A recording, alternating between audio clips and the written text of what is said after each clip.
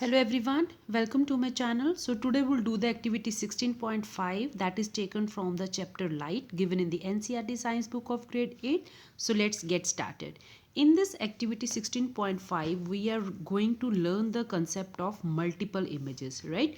तो एक जो है इमेज से दूसरी इमेज कैसे बनती है, किस तरीके से एक जो है अगर हम नंबर ऑफ मिरर्स जो है इंक्रीज कर देते हैं तो उससे जो है हमारी इमेजेस कैसे बनती हैं। तो यहाँ पे कंसेप्ट आता है मल्टीपल इमेजेस का, जो कि हम पढ़ेंगे इस एक्टिविटी 16.5 में। तो देखते हैं इस एक्टिविटी में क्या है। In this activity you are suppose to take 2 plane mirrors, जैसे कि आप पिक्चर नंबर 16.10 में देख सकते हो कि उन्होंने 2 प्लेन मिरर्स लिए हैं।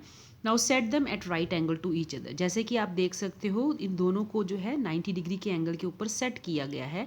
तो आप इसके लिए जो है एडहेसिव टेप जो होती है वो भी यूज़ कर सकते हैं, ताकि जो है ये दोनों मिरर जो हैं अच्छे से जुड़े रहें, वो हिले ना, राइट। जैसे कि इन्होंने बोला है you can use the adhesive tape. Now what you are suppose to do is you are suppose to place a coin in between the mirror. जैसे आप देख सकते हो यहाँ पे आपको कॉइन रखना है दो मिरर के बीच में। How many images of the coin do you see? तो आपको कितनी इमेजेस देख रही हैं? 1, 2 एंड 3। हालांकि हमारे पास ऑब्जेक्ट एक है, मिरर हमारे पास दो हैं, लेकिन इमेजेस हमारे पास 3 बन रही हैं। ये कैसे होता है? इसके लिए आपको जो है फार्मूला याद करना होगा। This is the number of images. Number of images is equal to 360 degree upon angle. यहाँ पे एंगल कितना है आपका? We have given it a 90 degree, that is right angle. So here we will put the 360 upon 90 and formula में है एक -1। तो 360 upon 90 -1, सो 9 चौका 36, 4 - 1 is equal to 3 images. So most important is आपको नंबर ऑफ इमेजेस फॉर्म कितनी होंगी, कौन से एंगल पे कितनी इमेजेस बनेंगी, ये आपको याद रखना होगा। तो हमने यहाँ पे देखा कि जो नंबर ऑफ इमेजेस फॉर्म्ड हैं that is inversely proportional to the angle.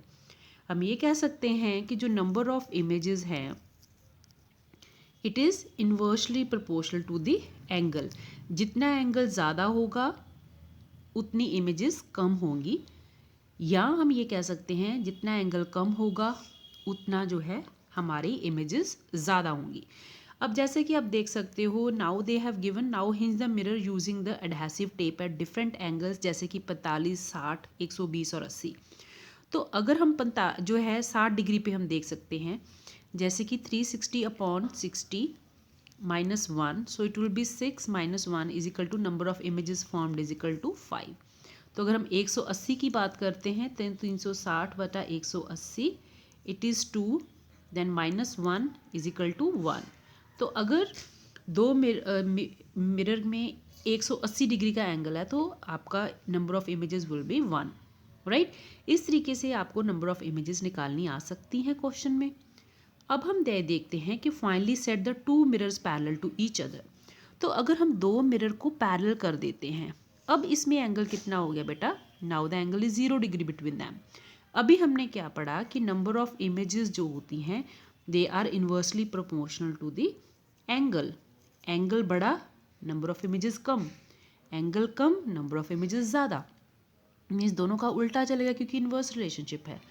Now what you will see is finally set the two mirrors parallel to each other, find out how many images of a candle placed between them are formed। जैसे कि आप देख सकते हो ये mirror है और एक पीछे यहाँ पे मिरर है, और उन्होंने क्या किया है, बीच में एक कैंडल रख दी है। अगर देखा जाए तो अब जो है हमारे पास जो एंगल है that has become 0 and we know the formula 360 divide by 0 - 1। तो अगर हम इसको आंसर ढूंढते हैं हमारा आंसर आएगा इन्फिनिटी। लेकिन अगर हम प्रैक्टिकल चीज़ें देखें तो हमें कभी भी इन्फिनाइट नंबर ऑफ इमेजेस नहीं दिखती हैं। ऐसा क्यों होता है? क्योंकि यहाँ पे जो है इतनी ज़्यादा रिफ्लेक्शन हो जाती है कि हर बार जब लाइट रिफ्लेक्ट हो जाती है तो वो रिफ्लेक्टेड लाइट फेंट होती जाती है, राइट। अब यहाँ से मिरर जो है ये जो है लाइट इंसिडेंस रे डाली, यहाँ पे रिफ्लेक्ट हुई, फिर ये आगे रिफ्लेक्ट हुई, आगे रिफ्लेक्ट हुई, तो हर बार ये जो है ये रिफ्लेक्टेड रे नेक्स्ट मिरर के लिए इंसिडेंट रे बनती जा रही है, और हर बार ये जो है इसकी लाइट की एनर्जी क्या होती जाती है, कम हो जाती है। Energy is reduced. एनर्जी कम होने की वजह से जो है ये लाइट जो है रिफ्लेक्टेड लाइट क्या हो जाती है, फेंट, जिसकी वजह से इमेजेस तो बनती हैं infinite number, but images are so faint that we are not able to see them practically, right? अब अगर हमसे ये पूछा गया है कि finally set the two mirrors parallel to each other, find out how many images of a candle placed between them are found, you will write कि हमें infinite number of images बनेंगी, लेकिन हर जो है रिफ्लेक्शन के बाद लाइट की energy कम होती जाएगी, जिसकी वजह से जो है लाइट जो है फेंट होती जाएगी, जिसकी वजह से इमेजेस तो बनेंगी, वो फेंट होंगी, लेकिन हमें प्रैक्टिकल जिसको हम देख नहीं पाएंगे। तो यहीं पे जो है हमारा कंसेप्ट क्लियर होता है मल्टीपल इमेजेस।